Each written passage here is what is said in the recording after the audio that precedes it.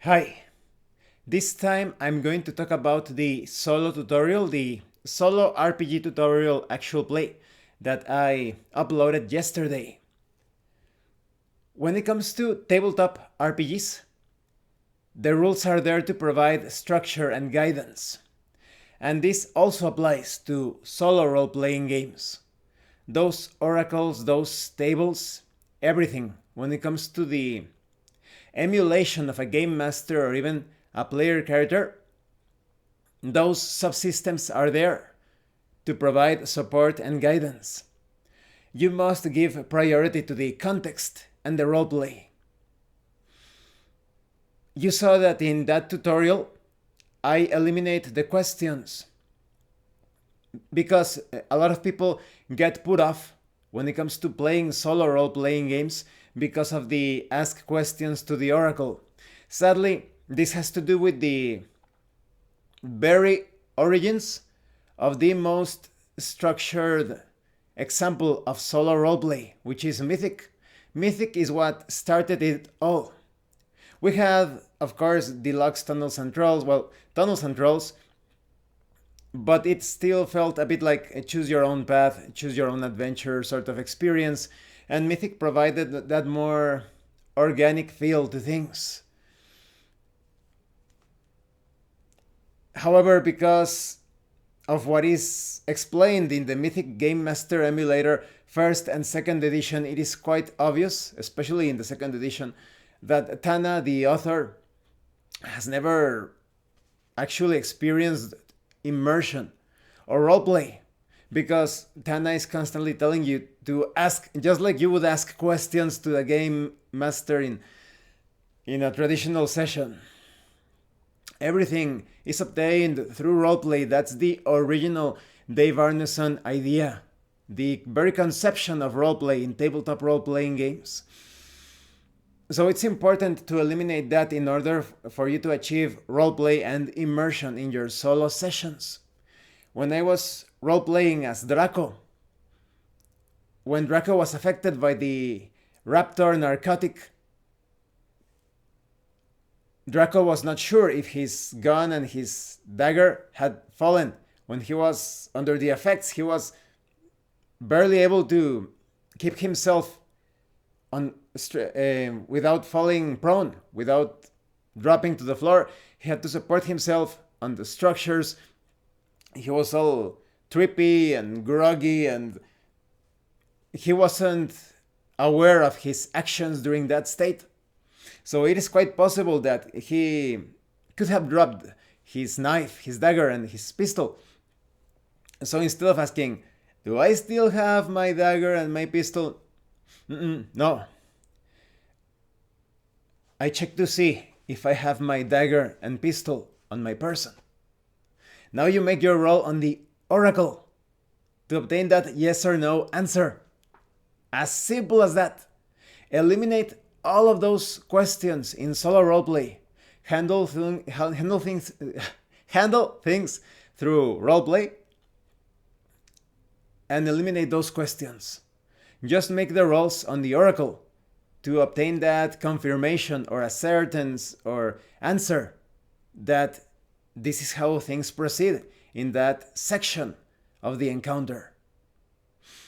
When I obtained the information as Draco concerning the cathedral, I wasn't sure if Draco knew about the location of that cathedral. So I think back to see if I know the location. I made a roll on the oracle and they gave me the answer without asking a question. All of those questions pretty much destroy the immersion in solo roleplay. So when you play a solo tabletop RPG, just do it, just go for it. Roleplay through everything. Don't ask questions to the oracles, to the tables. Just roll on them to obtain the confirmation.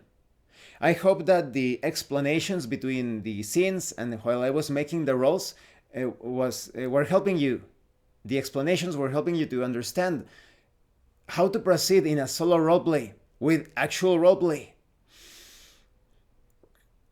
I also hope that more people were to produce more solo roleplay videos in YouTube.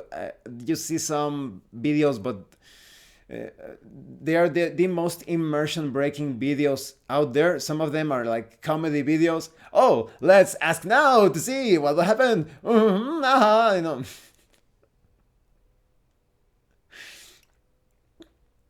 I hope more people are encouraged when it comes to uploading their solo sessions, their videos. It is possible to achieve immersion in solo role-playing games.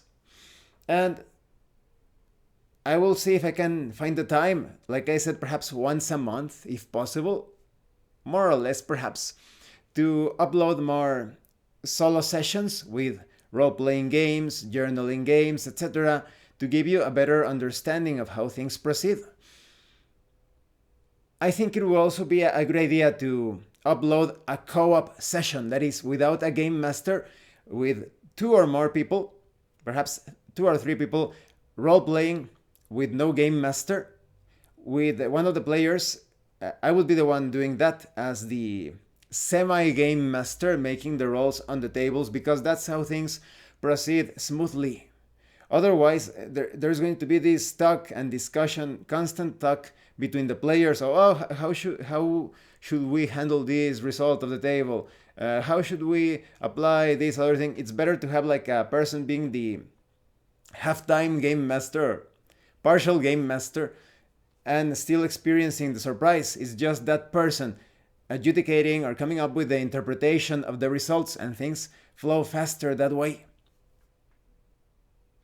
By the way, if you are interested in participating in this co-op session, perhaps a short campaign, let me know in the comments. I'm going to be a bit selective, of course, when it comes to who I accept for that experience. And it will happen in a month or 2, perhaps, because I'm still pretty busy with a lot of stuff. But it's a great idea to see if there are people interested in playing a co-op session. I already have the game in mind. I don't want to reveal it just yet, but it's going to be a medium fantasy, not too high, not too low, medium fantasy role-playing game, because that RPG comes with a solo system, and they also suggest that you could play it as a co-op experience. So we could check out how things work. I have mentioned in the past that when it comes to co-op sessions, about a few years back, more or less for 3 or 4, I handled things in a very clumsy way with my players because we were not used to the co-op experience. But later on I came up with the solution that you need someone to be the partial game master, and everyone else should be just the players. When it comes to semi-competitive games, things could have different levels of nuances, different complexities, but when it comes to the standard co-op experience, it's better to have like a partial game master, semi-game master player. Well, I hope you found this video informative, entertaining. Let me know your own thoughts and comments. As always, thank you for watching my videos. Thank you for your likes and your comments. Thank you so much to those of you that are going the extra mile to support the channel. If anyone else wishes to further support the channel, the information on how to do that will be in the description below. And remember, it is better to roleplay and fail in character than not to roleplay and fail as a player. Once again, thank you. This is Abraham El Jaguar. See you later.